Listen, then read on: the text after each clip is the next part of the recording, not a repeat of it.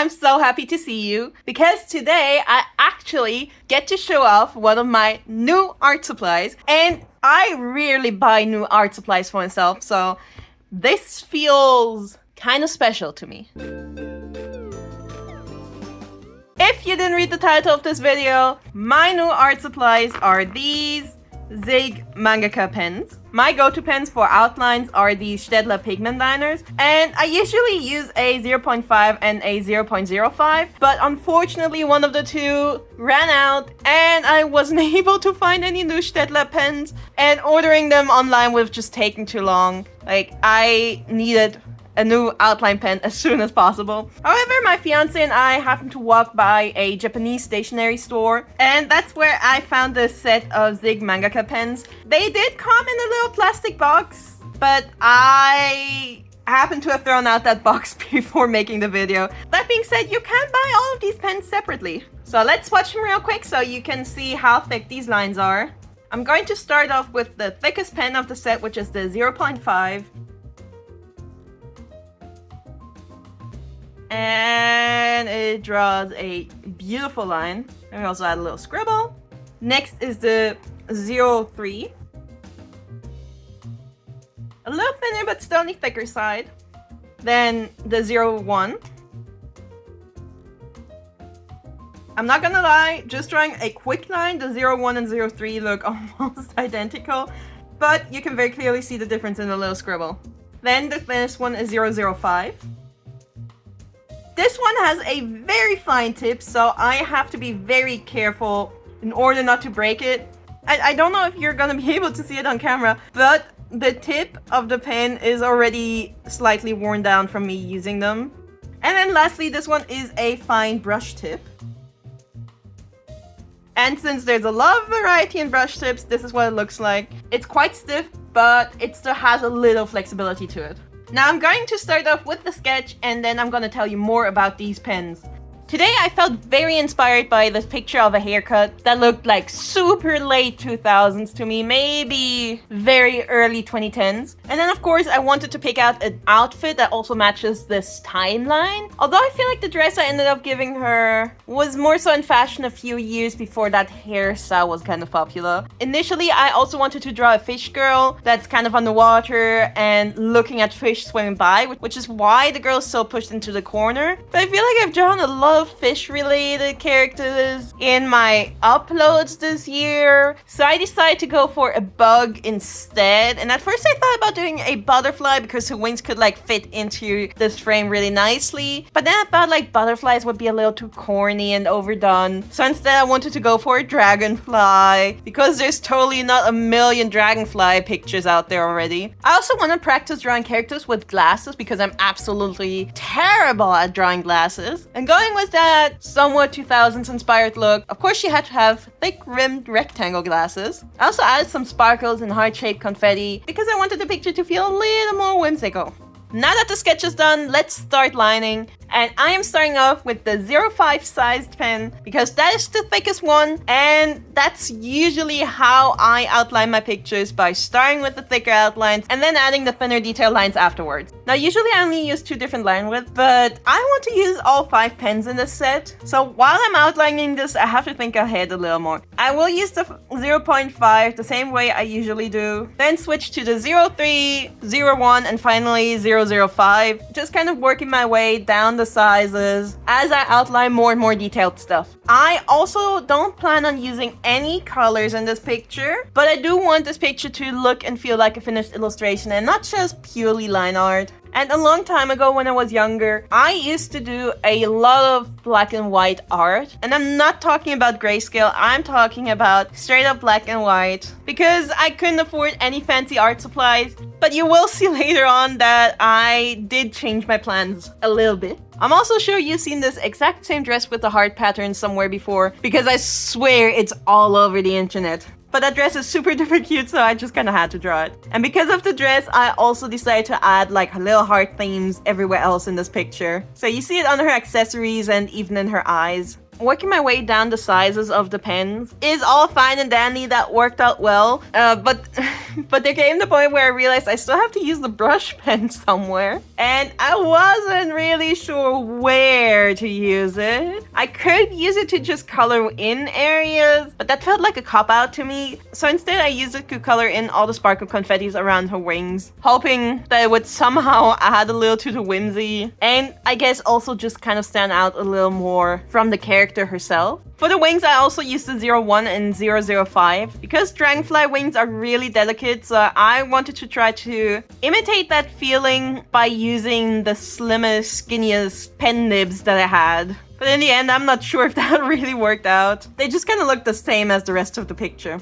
And here it's time to color in the picture, and you can see where I changed up my plants a little. Instead of just flatly coloring in areas in pitch black, I decided to do something different and something that I haven't ever done before. And I decided to use a simple little hatching technique to color in her hair. I genuinely have never done this before, but I think it was the right choice because what you'll see a little later on is that using different line thicknesses and spacing for the hatching helped me create the illusion of different shades, which made the overall picture look a lot more colorful than if I just would have done flat black and white. If you're seeing this video and now you're interested in trying out this hatching technique yourself, let me tell you one thing. It is very simple, but it is incredibly important that you bring a lot of patience. If you're trying to rush it, it will be noticeable in your lines. Also, I quickly realized it's very important to try and keep all your lines at the same length. The cohesion is part of what makes or breaks this method. Now, let's talk about these pens themselves. I love them. I haven't had this much fun using fine liners in forever. Right now, these pens don't just feel like a tool to get things done to me. Right now, these pens make me want to draw specifically with these pens. I don't even care about colors or sketching. I just want to use these pens and that's it. However, there is a big problem that I have with these pens, and that problem has nothing to do with the pens. That problem is entirely on me because I looked at these pens in store and I misread the label. On the pen, it says water-based ink. Me, on the other hand, I looked at the pen and I thought it said waterproof ink. The difference here is water-based ink will smudge if you color on top of it with a different marker, regardless of whether it's a water-based or alcohol-based marker. And I found that out the hard way while I was drawing something in my sketchbook. That being said, I definitely need to check if they also produce these pens with permanent waterproof ink, because if they do, I think I found my new favorite fine liners. Now, what makes these pens amazing? One, I love the feel of the barrel. The shape and the texture of the plastic feels really nice. It also has a nice weight distribution, especially when you put the cap on the back. Then the nibs and the ink flow. Oh, I love it so much. The ink flow is great. It is so incredibly consistent. Like, obviously, you're always gonna have a little variety depending on how fast or slow you're drawing. But if you are consistent with your speed, the ink flow will also be consistent. And that feels really good. Also, the nibs have just the slightest amount of scratchiness to them. Perhaps scratchiness is not even the right word, but at the same time,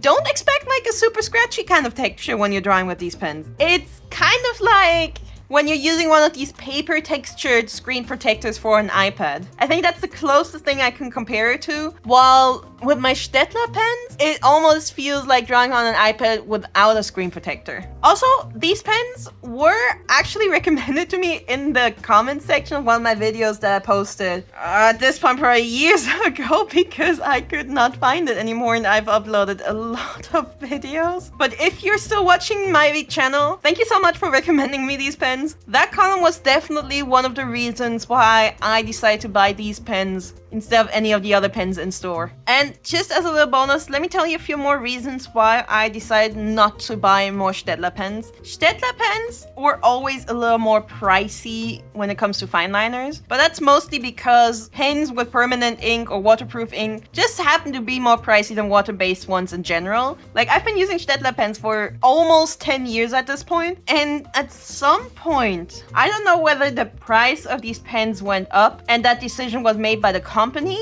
or if it's just all the retailers in my area, but somewhere along the lines, the price went up, and I think online they are at around $2.50 per pen at the cheapest, but the majority of the time they're sold in sets, and I don't need a set, I just need 2 very specific sizes. And then when I go to physical stores, first of all, the majority of physical stores don't even carry these pens anymore, which is a shame because I swear they used to be everywhere. But then in stores they also go up to like €3, which is a lot of money for a pen, and like, yeah, I use a pen all the time, but it's still a lot of money. And if those pens were amazing, then I would still be okay with it. It would still hurt my wallet, but like, I'd be still fine with getting them. But the last batch of Staedtler pens that I bought, I feel like the quality actually went down. For one, even though I've been buying the same size of pens for years now, it's always been 0.5 and 0.05. But for some reason, with the last few pens that I bought, the actual thickness of the lines I drew on paper was very different. And worst of all, the one 0.5 pen that I have left right now is so thick. It is so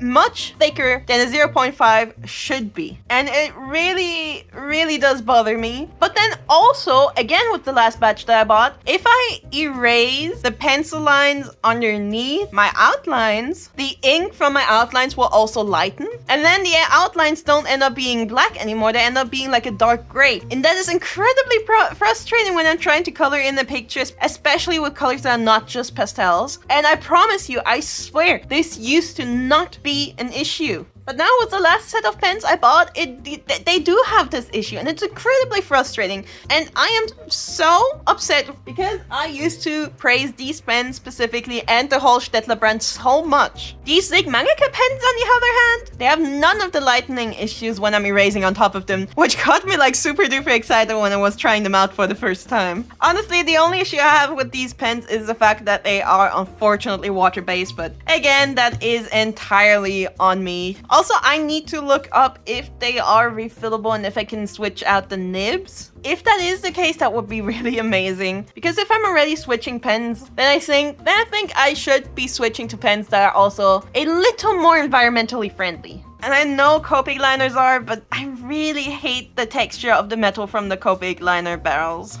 So towards the end, I also wanted to fix my failed attempts at leaving a few white outlines, and I wanted to fix them by using a white gel pen, but unfortunately the gel pen didn't want to cooperate. So I tried to this trick that I saw online where you're supposed to open up the pen and then blow into like the little ink barrel that's inside, and I blew, but it fixed absolutely nothing, which was very frustrating. And in the end, I had to switch to my Posca pen to fix it, even though the nib of the Posca pen was way thicker. And here it is, the most colorful drawing I can create in black and white, almost entirely using the ZiG Mangaka pens. I did at some point consider giving her blush, which is why I had this red pencil lying around, but I think it's best to just keep her as she is right now. So that is it, everyone. I hope you enjoyed this video. Perhaps you even found my side plot review kind of helpful, and I hope to see you again in my next video. Goodbye!